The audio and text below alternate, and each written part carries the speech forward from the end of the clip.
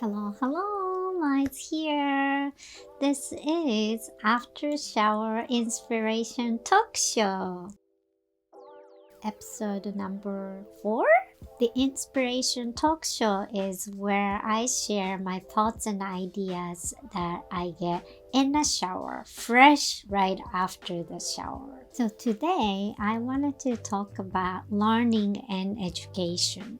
I've been thinking about learning and education a lot lately, and this channel is about art, creativity, and learning, and I thought I will share some thoughts that I got from actually not just the shower today, but I've been getting a lot of thoughts from showers every day. I'm going to focus more on personal learning for this video because education is a big thing as a system. But it's impossible to talk about learning without thinking about education, so it will be part of it. So if I start with the conclusion, what I think it's important for learning is inspiration and curiosity. Inspiration is something might come outside of ourselves, and the learning happens with the inspiration for us to want to learn something, know about something that we don't know yet. But I've been experiencing and I've read that inspiration doesn't really come from nowhere, but comes from something that we already know, something that we already experienced in our life. Based on that, we get some inspiration to kind of branch out from where we are and lead us to new discovery of something through the learning. So when I started this talk show, maybe I'll get some new ideas, new thoughts. Recent experience of keep thinking about learning. That's what I'm focusing on in my everyday life now. That I keep thinking about it in the shower, and that's the kind of inspiration and thoughts that I get. I always want this talk show to be more casual and less structured, to be true to how I think when I get inspiration in the shower. So it would be great if you just grab a little drink or something and make yourself feel like you're sitting here and we're chatting about random thoughts, interests. And please let me know if this talk brings you some thoughts and inspiration in a comment below. I would love to create conversation around the subject that I talk about. So cheers! So I call myself artist and educator, but I don't call myself educator because I teach art. I call myself educator because my art involves in learning. When I wasn't calling myself educator, one of the people I know in that field of art told me that my art was educational, and until then I didn't think that my art had element, yet I started looking at it in relation to education. But then later it came to make sense because my life has been a lot about learning and education. That includes my teaching. One time a friend of mine told me that I should be a career student based on how much I enjoy learning. And I see myself as still a student, although I teach. And as some people say, teaching is learning. It's really true to me that I've been learning through my teaching. So going back to my childhood, that's where I started learning, as everyone does as a kid. I really enjoy just learning about something new, random things. I remember that I used to take a phone book to a bathroom, not to look for someone's phone number, but just to look at names and look for interesting names that I never heard of. And my last name is unusual Ryuno, which means dragon in the field. and my first name Mai means dance or dancing, so my full name means dancing dragon in the field. I just enjoy looking at names and look for interesting names and imagine who those people might be. Also, I remember one time I was curious how many other people with the same last name as my name, since I didn't know anyone outside of my family with the same last name. And even though we had some relatives, except for my grandparents, rather than my father had changed the way of reading the name because also it was hard to read. So the sound got changed between relatives. I never really met anyone with exact same last name in my life, never, even until today. So I looked up on the phone book looking for people with same last name, and I believe I found maybe 7. And even I found one of them had a very similar phone number. But what's important, it's not what I found, but the curiosity that I had. The information itself is almost useless, but I kept looking for some new information that I was curious about. Either it's a name or words or anything else. When I was maybe junior high school, I used to spend a lot of time at my desk. I was just more curious about things and just sitting and exploring a different world through whatever the materials I was reading or looking at. Sometimes related to homework or what I was studying at school, but also often some things that are unrelated to the schoolwork. I remember my father told me not to spend so much time at the desk. Good thing about that was I was never forced to study. They let me learn whatever I wanted to learn instead of telling me I should study math or study science or any other subjects. Although my father was an engineer, I didn't get math skills.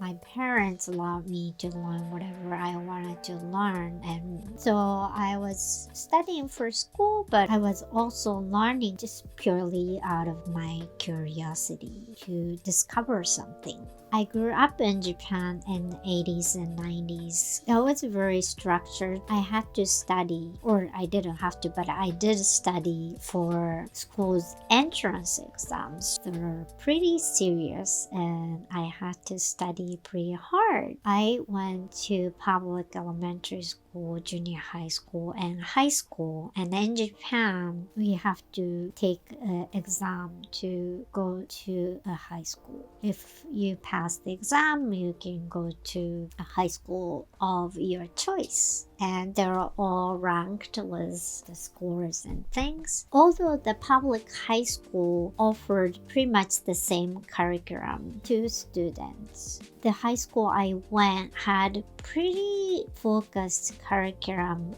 in English. So I had multiple teachers who taught English, from grammars, writing, reading, speaking. So I remember one teacher, English teacher in high school, who gave all of us an assignment for which we have to copy in a textbook, write every single word. It's a story or essay or whatever. And my handwriting is so slow that I told the teacher I wouldn't want to do it. It wasn't that I didn't want to study, but I didn't see that particular assignment to be effective for me. I did study. I was interested in English. As I mentioned in other videos, my childhood childhood dream was to make friends all over the world. So English, I thought it was something that I should learn. Even I helped other students to understand what we were learning in the class. Obviously, I was a good student. That's something I remember in relation to learning and not giving students different ways of learning that are suitable. Not everyone learns in the same way. And I moved to California to attend a community college and started learning art and design that I was interested in. That's when a friend of mine told me I should be a career student because I just stayed in school for a long time. After the community college, I attended a graduate school to earn my master's in fine art and printmaking. So I kept learning, but I never ever thought of being in the field of education, and the art discovered me as an educator.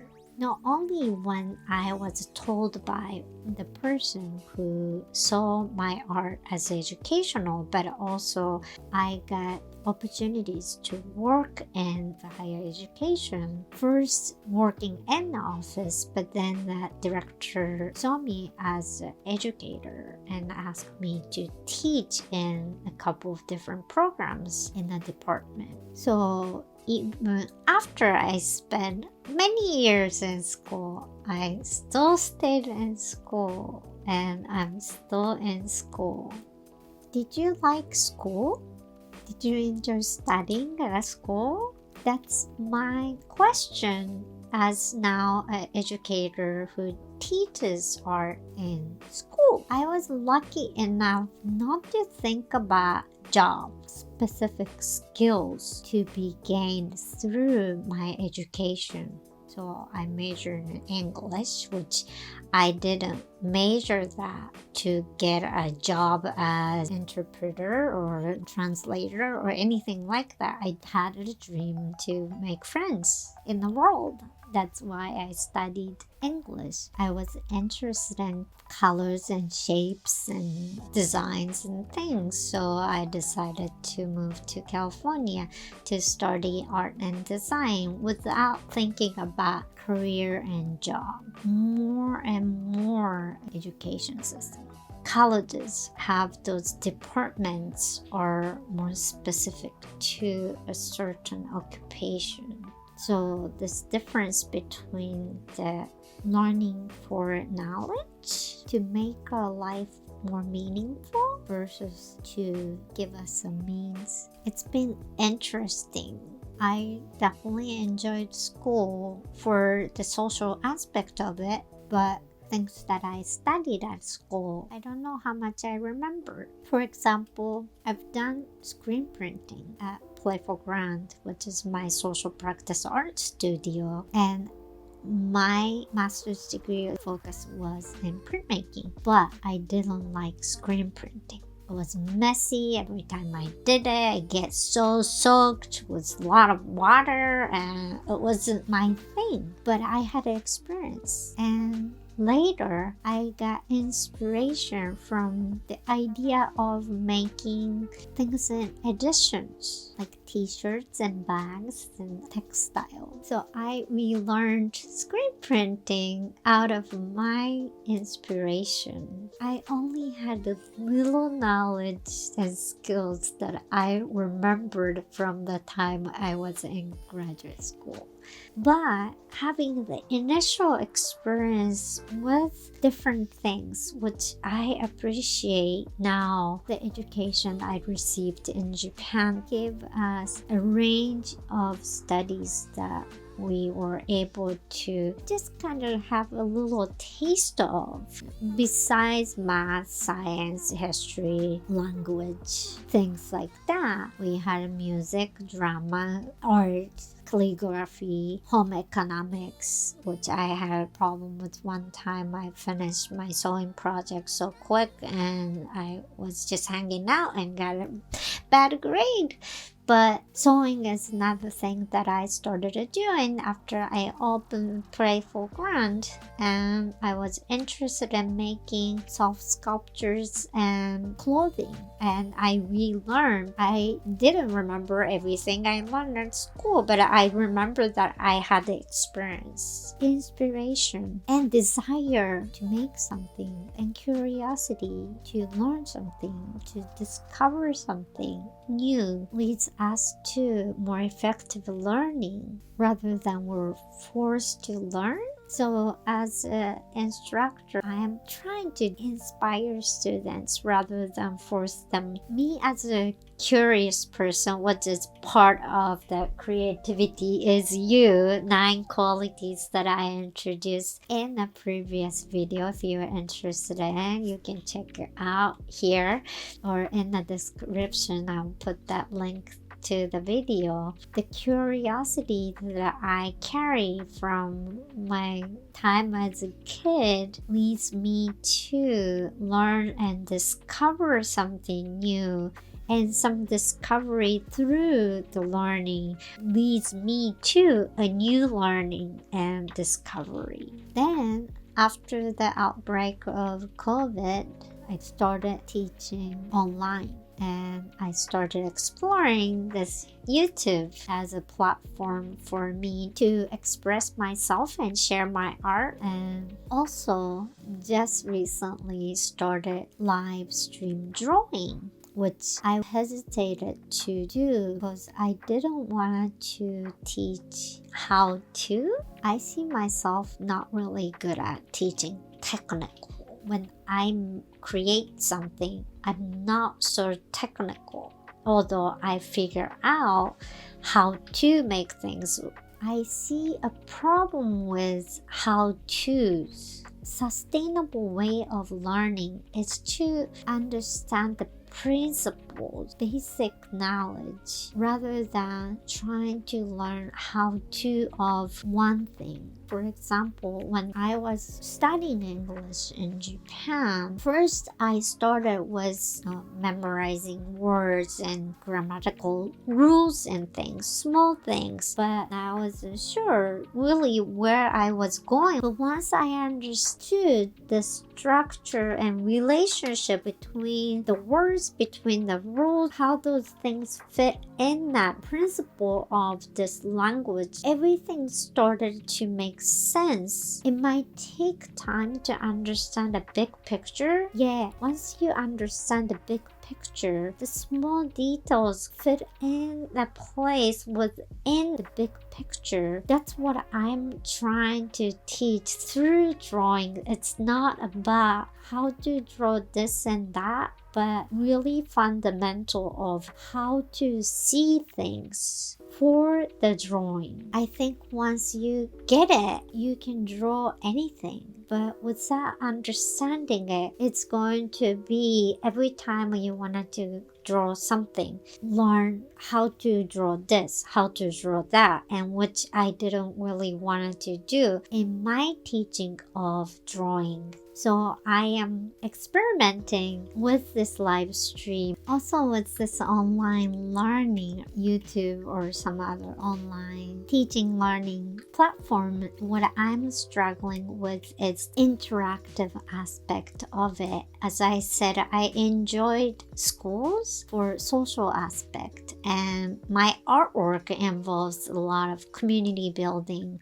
socialization, interaction, engagement, participation are really important part of all the work I do between art and teaching. How can I make my channel more interactive and more conversational? I really wanted to hear from you that what you're thinking. Please leave a comment. So the inspiration and curiosity, the way we see things shifts from things around us, just random things, to become inspiration for us. And this is my question for you. How do you get inspiration for you to start learning something new? Please let me know in the comment below. I would love to learn that as I try to inspire. Also, I am here to be inspired by your thoughts. It's the interaction between you and me, inspire each other